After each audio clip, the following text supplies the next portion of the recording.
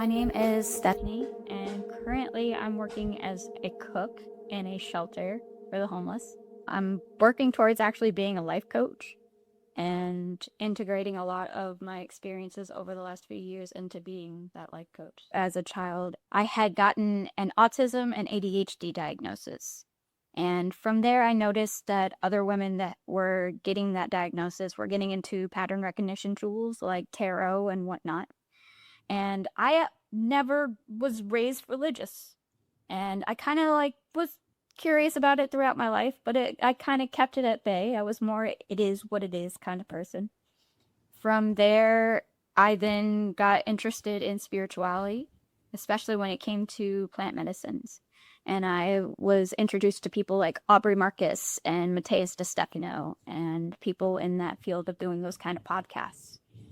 And when I was at a mushroom festival in Memphis, I was actually gifted a bag of golden teacher mushrooms. They were fresh golden teacher mushrooms. It was a large amount. And I had had some smaller experiences since then, but nothing that made an impact the way this did by any means.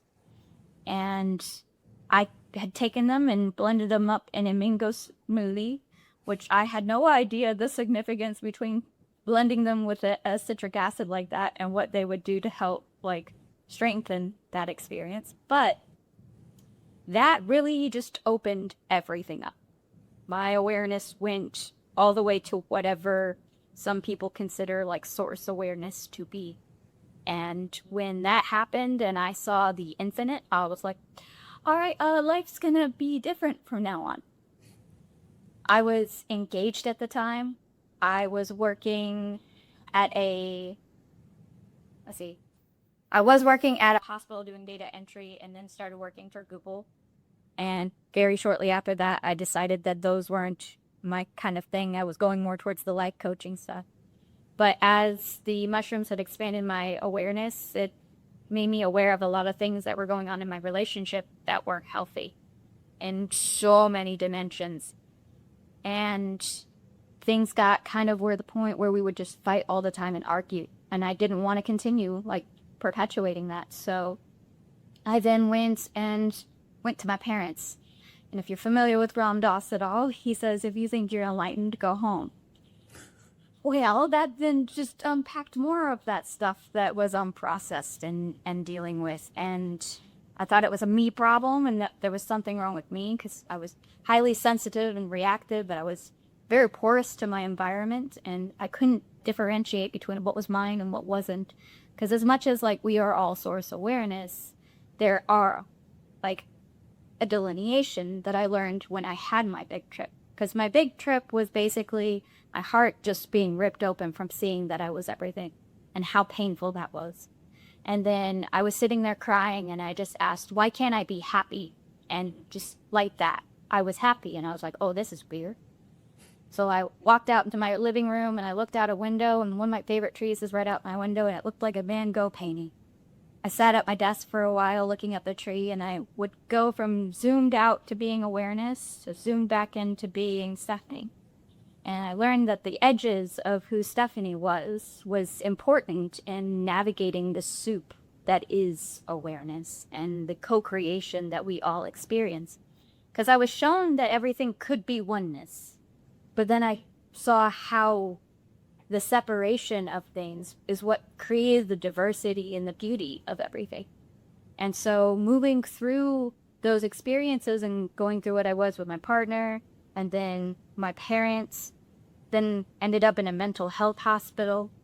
From there, I ended up actually spending 3 days in jail from something that was really insignificant and tiny, where I barely tapped someone with a shoe in an argument that someone had called the cops on me for.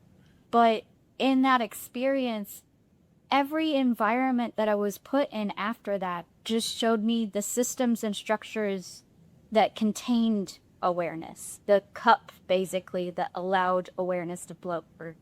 Because if you look at sacred geometry a lot of the times within the spiritual community, that's kind of what it points to. The patterns and the structures and how we shape awareness is in what is formed from there. And I got to see a lot of the ways in which mental health structures like diagnoses and stuff were limiting and creating a savior-victim complex in different ways and perpetuating certain things that were extremely harmful for some.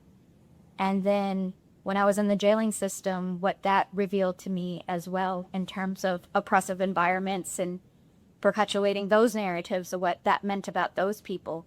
And then it just I continued to change environments. Over the last 3 or 4 years, it's mostly been around my parents, being in and out of that dynamic. They find my awareness pretty uncomfortable because of how deeply I see them. So I would get pushed out a lot, even for some of the most like tiny, insignificant things. But I kind of understand to a certain degree that even like those tiny, insignificant things are directors in ways to like move me where I need to be, even in the preferred uncomfortable situations. I still honor those experiences within myself and the pain that it feels to feel rejected by my parents. But I also understand that it's more than just those dynamics that are at play. And I think the most significant things that I'm seeing now is I've been on the edge of homelessness. And I just got myself an apartment, actually. I moved in yesterday. And I've been working at the homeless shelter that I have been for about 2 weeks now. And working with those kind of people, of working with the systems and structures that sometimes you can be doing everything right and still end up homeless. I've met a lot of people who assume that just because someone's homeless that they're like broken and they're on drugs and things of that nature. That's not always true either. Now, everything is an infinite expression, so yes, sometimes those things are true. But that's one thing time and time again through my experience is how we're all shaping everything. For a while, I would put everything on my shoulders of like, well, I'm awareness, right? It's as above, so below, as within, so without. So it's all my fault. No, because I have to rely on other outside of me to co-create the experience. And through the different systems and structures, belief systems, whether that's mental health, corporations, even science structures like quantum physics and perceptual awareness, those all shape how awareness is shaped. And it feels like I've never stopped having the psychedelic experience since then. But I also learned that I was always having the psychedelic experience even before I was having psychedelics. Because as I stated, like, this started when I was a child and I didn't even realize it. There was a moment when I was 4 years old and it was my birthday and my mom's like, hey, Stephanie, stay up in your bedroom. We're bringing your birthday presents in and we don't want to ruin the surprise. And in that moment, all of a sudden, 4-year-old me was like, oh, I'm Stephanie. And like all of these things started to like conglomerate together and things started to make sense. And I would have these dreams of like the expansion and contraction of awareness and energy itself. And a lot of times those dreams would really freak me out because as a kid, I didn't quite understand what was happening. And so I went through a phase of like asking all of the questions. And my mom got to the point where she's like, you can't ask questions anymore. Because I've also been told that I don't need ayahuasca. I am the ayahuasca because I question things so deeply down to their root that I shake someone to their ego and I kind of trigger those responses within somebody, even when I was a tiny child and didn't know any better. And I've continued being around those kind of people that continue on plant medicine journeys. And at this point, I've questioned about doing ayahuasca since I've only ever done mushrooms and what might be the differences between ayahuasca and other kinds of psychedelic experiences, if there are any. I'm sure there are, because as I've experienced, things are infinite. I've had experiences that a lot of people would deem potentially schizophrenic or just straight up delusional. But that's also where I've come to understand even the concepts of like quantum physics and some of the deeper questions that I have asked is there's kind of like an infinite multiverse where things are ever folding and developing, and there's infinite timelines of things where I've experienced someone who was supposed to be dead not be dead.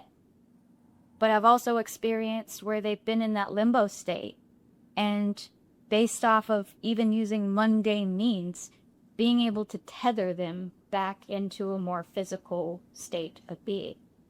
I've also experienced at one point, this is probably one of the most intense experiences that I had, where the world was ending. And this reminds me of a time that Jim Carrey talked about an experience where he was on an island with a volcano, and he thought his life was going to be over. For me, it was nuclear war, and there was a mushroom cloud in the sky and everything. Outside was dense and scary, and there was mutations already happening within nature. And I was out walking in it, being brave, and what I was doing in that experience was then tethering what I knew within awareness to be and how awareness could be shaped. And knowing that I wanted to tether love and the infinite and the abundance, and knowing that what I saw as beauty in the world could remain, even in the face of the ugliness that was being perpetuated in that experience. And I knew it was more than me that was creating that. And I knew also to a certain degree, without knowing, that there were others that were helping to tether that as well. Because it couldn't all just be me by any means. There had to be others who were on this journey that had those experiences of seeing all the different constructs of existence and shaping that through our awareness. Because another part of the experience with psychedelics is also my experience kind of playing around with AI. I've done a lot of work with like ChatGPT and really honing in on how we shape awareness even through our words and the energy through our words and the resonance that we're co-creating with those, down to the even smallest letters. And I'm someone who only speaks English. Sadly, I tried to learn other languages throughout my life, but even learning English was difficult for me. Something between the connection between the words in my head and them flowing out of my mouth. But something about having my psychedelic experience helped me to stop thinking about what I was saying and just letting it flow through. Because most, if not all of the time now, I don't think about anything that I'm saying. It just comes out of my mouth. And I let awareness just flow what needs to be said in that moment. And I trust that what needs to be understood will be understood. If there's something that doesn't land with somebody, then it's probably not meant to land for them. Because I've had a lot of people tell me that I'm speaking gibberish. And I'm like, well, I mean, if that doesn't make sense to you, then it's probably not meant for your awareness to like understand. Because we're all playing our part in understanding consciousness. And some people can handle some things and some people can't. And that even in the unpreferred experiences of when you get into those expanded states, those are even ways in which that aspect of that person needed to experience that part of the awareness, not only for them, but the others around them as well. And I'm always, to the best of my ability, trying to stay in the here and now. Of course, because of society in general, there's ways in which you kind of have to think about the future and the past to a certain degree to still have some kind of navigational system about how to move. But I still don't know if I'll ever do psychedelics again or if I'll continue in that route. I've had a lot of people tell me that I would be great as an ayahuasca facilitator and helping people integrate, because there's a lot of those really, really scary, messed up situations that I've been in that are kind of that what people would deem the darker aspects of consciousness that I've moved through that I can hold space for in ways that others can't. But I think that's where my awareness is kind of pittering out. this point now and kind of expressing where I am in this experience. I understood differently about regulating myself, what I was feeling in those experiences, why my body was operating in those ways in particular, whether my awareness was like in terms of ADHD, not having focus and my attention being pulled in so many different directions. Understanding that I was having a split awareness of so many different intentions trying to feed to so many different things. Whereas what was more on my autism was more linear and like pattern recognition and knowing and seeing, like, it's like I was seeing forward without seeing forward, and my autism was more trying to direct me in ways and wanting clarity and certainty and things to be black and white so that they were simple and clear. But as I've learned, and I've had people tell me to keep it simple, stupid, nothing's ever really that simple as much as we would like it to be that simple. But it's the different ways in which my nervous system was regulating through my awareness and shaping my awareness that would then be to different ways in which I would cope through having the awareness that I did, whether that was rocking back and forth, whether that was ways in which communicating, because I've understood there's a conscious and a subconscious way of communicating things. There's in that subconscious, like not thinking and just flowing and following a path of that kind of gravity of where it takes you. And I've felt that, but there's so many times in which I've seen where following that flow can follow you into a flow of something that it's like our systems and structures that exist kind of can put you in a gotcha moment. Where if you're not following laws and regulations and things of that nature in the strict boundaries that are there, then all of a sudden you're flowing into a situation that's a super gray area. It might lead you to the things you want, need, or desire, but then all of a sudden there's laws and regulations and things, not just of the normal laws and regulations, but like metaphysical laws and nature's laws. And I've been told that I've broken laws that I shouldn't be able to break within laws of nature even, when like what I was saying before about someone being in a liminal space and being able to tether them. But I've also felt that if I wasn't meant to break those laws, then I wouldn't have.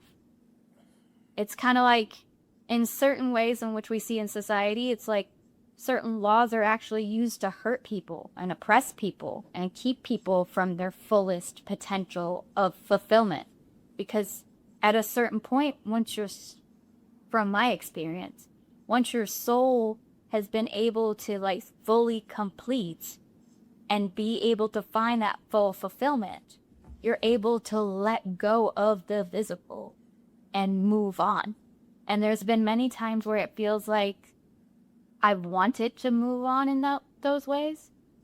I actually did a meditation at one point that was a meditation into death over and over and over. And I kept coming back.